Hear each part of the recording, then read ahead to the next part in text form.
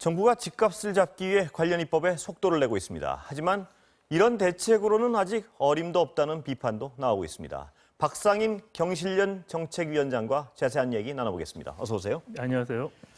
자, 교수님. 네. 이 현 정부의 부동산 정책에 대해서는 끊임없이 비판적이셨습니다. 그 계기가 있습니까, 혹시? 네, 사실 경실련이 31년 전에 창립이 됐고요. 예. 창립 때부터 재벌 문제와 부동산 문제가 저희 시민운동의 주요 어젠다였습니다. 문재인 정부가 들어오면서 참여정부 때 부동산 폭등했던 그 나쁜 추억이 있기 때문에 이번만은 부동산을 잡겠다 해서 저희도 기대를 했었고요. 그럼에도 불구하고 나오는 정책들이 상당히 우려스러운 정책들이 나와서 저희들이 주목하고 있었고 2018년부터 부동산 본부라는 것을 새로 저희가 만들어서 김현동 본부장님이 맡으셔서 작년부터 계속적으로 저희들이 이 통계 기초에서 사실관계를 알려주고 지금 정책 방향이 잘못됐다. 지금이라도 바로 잡아야 된다. 그런 운동을 전개하고 있습니다. 예. 하나하나 좀 나눠서 여쭤보겠습니다. 네. 이번에 나온 거 말고요. 이전까지 정책 중에 가장 잘못된 게 뭔가요?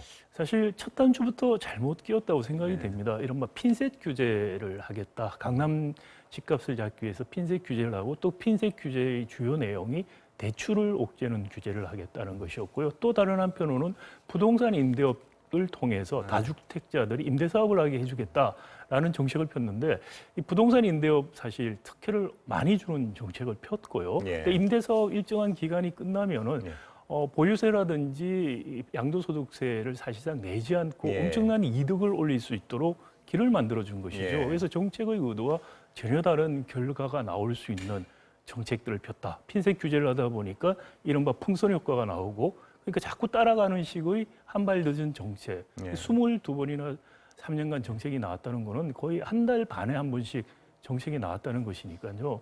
일관성 있는 정책, 큰 그림을 가지고서 지속적이고 시장에 또 우리 국민들에게 신뢰를 줄 수 있는 정책을 펴지 못했다 이런 생각을 하고 있습니다. 임대사업 특혜 준 게 가장 잘못됐고요. 그다음 네. 핀셋 규제처럼 대증요법을 계속 반복한 게 잘못됐다는 말씀이시죠? 그렇습니다. 그 잘못된 정책에서 시작이 되면서부터 많은 문제가 불거졌고요. 또 한편으로는 경기 부양 측면에서 계속해서 개발 호재들을 터뜨려요. 예를 들어서 처음 시작하면서도 강북 쪽에 강남 집값 잡겠다고 하면서 강북은 재생사업, 도시 재생사업 그러면서 집값을 막 올리는 효과를 냈죠. 그리고 이번에 최근 올해 들어와서도 코로나19 때문에 경기가 가라앉으니까 용산이라든지 또 강남권 개발을 하겠다는 호재를 터뜨립니다. 그래서 집값이 폭등하니 또다시 규제를 내는. 그래서 집값을 잡겠다고 하면서 다른 한편으로는 계속해서 부동산 호재가 되는 정책들을 경기 부양 측면에서 모순되는 정책들을 펴고 있었다라는 것이죠. 그 말씀이 기억에 남는데요. 경실련 차원의 말씀인 것 같은데 관료가 대통령과 국민을 속였다. 이건 왜 그런 말씀하신 건가요? 사실 좀 상당히 심각한 상황인데도 대통령 그리고 우리 그 관련 장관들께서 인식이 굉장히 아니하지 않냐는 느낌도 받았고 그게 이제 구체적으로 드러난 것이 문재인 정부 3년간 경실련에서 52% 정도 서울 아파트 값이 올랐다는 발표를 했습니다. 그랬더니 국토부가 14%밖에 오르지 않았다는 반박을 했어요. 그래서 저희가 자료를 공개해서 토론을 하자라는 제안을 했는데 저희 제안을 받아들이지 않았습니다. 그리고 사실 지금 국회 과정에서 밝혀진 바에 의하면은 그것은 땅값하고 뭐 다 합쳐서 14%라는 식으로 말이 좀 바뀌고 있고요.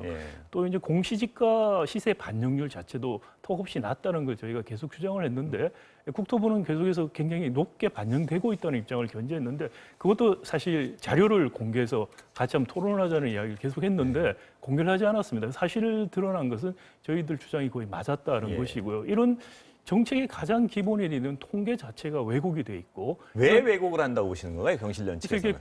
관료들이. 관료들이 그러니까 이 국토부 관료들이 이 이 건설사라든지 이런 이해 당사자들과 상당히 결탁된 게 아닌가라는 의혹들을 갖고 있는 것이죠. 그렇지 않다면 왜 이런 왜곡을 할 것인가라는 게 하나 있고요. 두 번째는 최근에 뭐 많은 논란이 되고 있습니다. 실제로 정책 결정하는 사람들이 이해 당사자인 경우들이 많이 있더라는 것이죠. 국회 관련 네, 국회도 그렇고요. 그다음에 국토부도 그렇고요. 예. 뭐 이번에 바뀌었습니다만은 국토 담당 비서관 같은 경우도 이주택자였고요. 그리고 국회 상임위원회 관련 상임위원회도 많이 이해 당사자들이 계세요. 저희들이 뭐 집을 두 채 가진 것을 악이다 이렇게 이야기하는 것이 아니고요. 이것은 조금 더 넓게 보면은 이해상충의 문제라는 이해상충이란 거죠. 말씀이시죠? 예. 김영란법에 사실 들어갔어야 되는 이해상충 부분이 빠져서 이런 일이 일어나고 있다고 볼 수도 있고요. 강남에 집 두세 채 가진 분들이 그 관련 상임위에 들어가는 것 자체는 이해상충일 수밖에 없다는 말씀이시죠? 그래서 이 다주택자에 대한 규제를 다루는 상임위에서 그것을 실제로 법안을 심사한다는 것은 이해상충이 있죠. 상임위 자체를 회피하거나 아니면 적어도 그런 의안에 대해서는 회피를 하는 것이 맞다. 그리고 그것이 윤리적으로 알아서 하라는 것이 아니고요.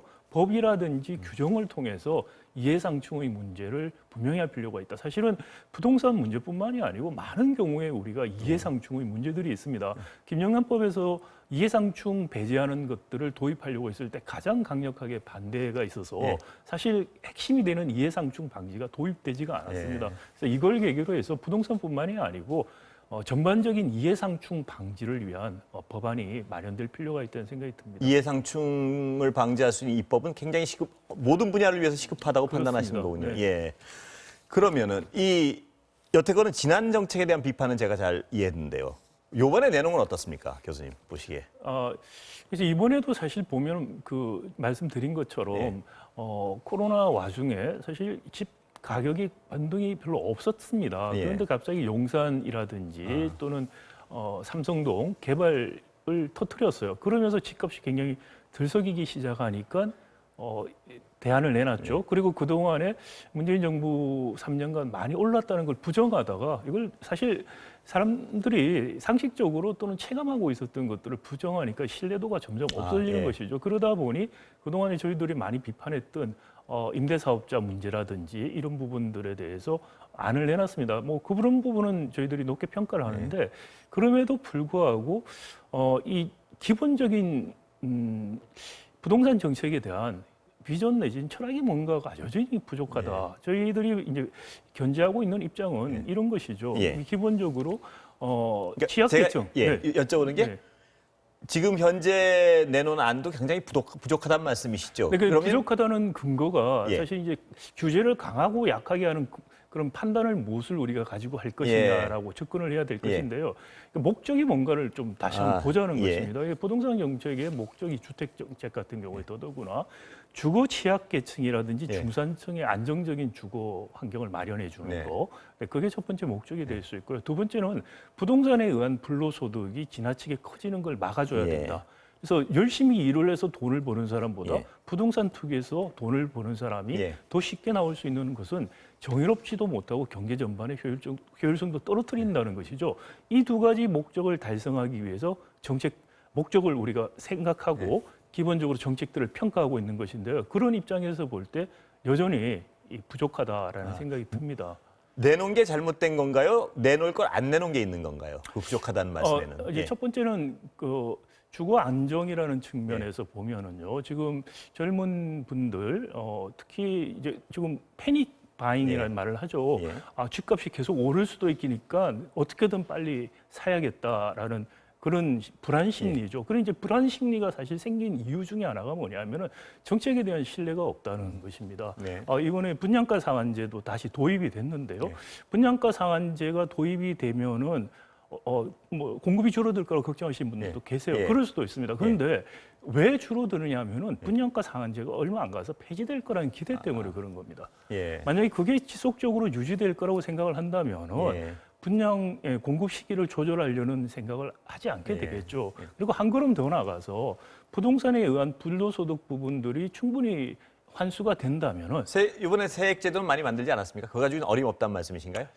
세액제도 그러니까 계산을 한번 해볼 필요가 있어요. 사실은 예를 들어서 우리가 지금 명목적으로 보면은 굉장히 양도소득세 강하게 매기는 것 같습니다. 뭐 1년 안에 팔고 2년 안에 팔면은 뭐 70% 이렇게 매긴다고 돼 있는데 실제로 일어나는 경우는 없고요.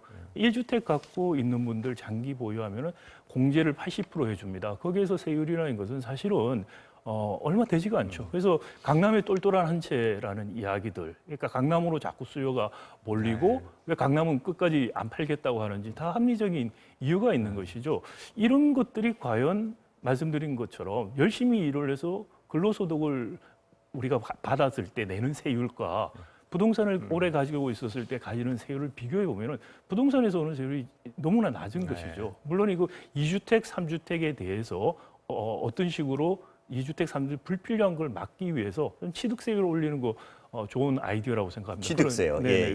그런 아이디어는 좋은 아이디어인데요. 기본적인 것은 부동산에 의해서 불로소득을 모든 걸 뺏을 수는 없겠죠. 예. 자산에 대한 일정한 소득을 우리가 보존해 주는 것은 또 필요한 부분이 있기 때문에 이것이 지나치게 높다는 것이죠. 이것은 세금으로 환수할 필요가 있는데 그런 측면에서의 세제에 대한 디자인이 없다. 이게 이제 부족하다는 말씀이고 당장의 다주택 문제라고 하니까 무조건 때리는 식으로 지금 세금을 올리는 정책을 쓰고 있다는 것이죠.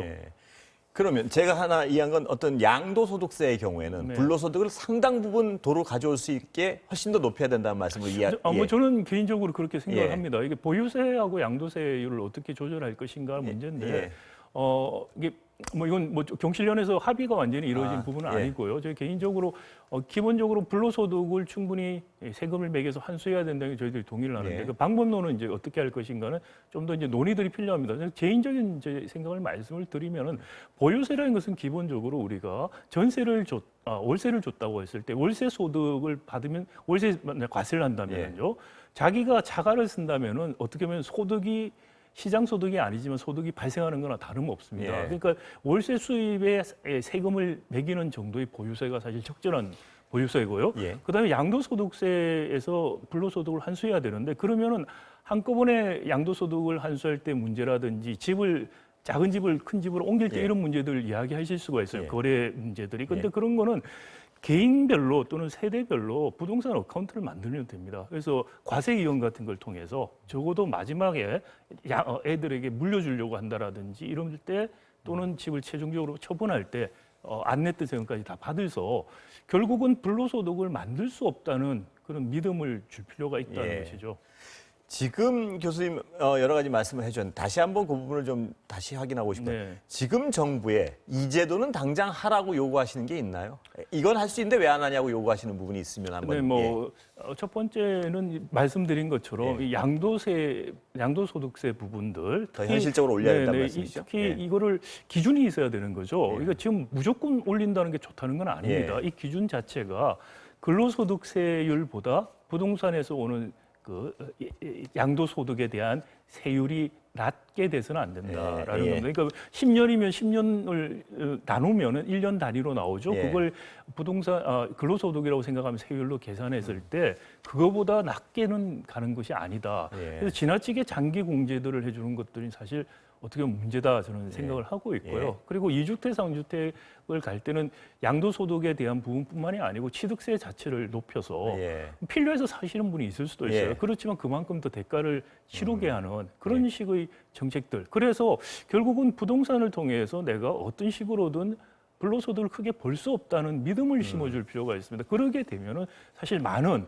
분양 상한제라든지 원가에 대한 문제, 공개 문제 이런 것들을 풀어줄 수가 있어요. 물론 이건 한꺼번에 바꿀 수는 없습니다. 그래서 크게 봐서 몇 년 안에 이런 식으로 우리가 나아가고 그 중간 단계로서 이런 분양가 상한제라든지 이런 것들을 유지해가면서 풀어간다는 그런 큰 그림하에서 정책을 해야지 사람들이 합리적인 그 기대를 할 수가 있겠죠.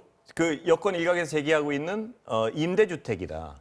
또 혹은 경기도지사가 얘기한 기본주택이나 이런 개념은 어떻게 보십니까? 찬성하십니까? 전 찬성하고요. 그게 기본적으로 말씀드린 것처럼 불로소득을 환수하는 문제가 하나 있고요. 두 번째는 공급 측면에서. 공급 측면에서 특히 중산층과 취약계층에 대해서 정부가 정책적으로 주거 환경을 보호한다는 측면에서 공공임대 주택을 확대하는 것은 필요합니다. 특히 우리 같은 경우에 공공임대 주택이 너무 부족해요. 그래서 공공임대 주택이 충분히 가고 그리고 이번에 사실 임대사업자도 취지는 좋았었는데 문제는 8년 뭐 10년 이후에 팔아서 엄청난 불로소득을 가져갈 수 있는 제도로 만들었기 때문에 문제예요.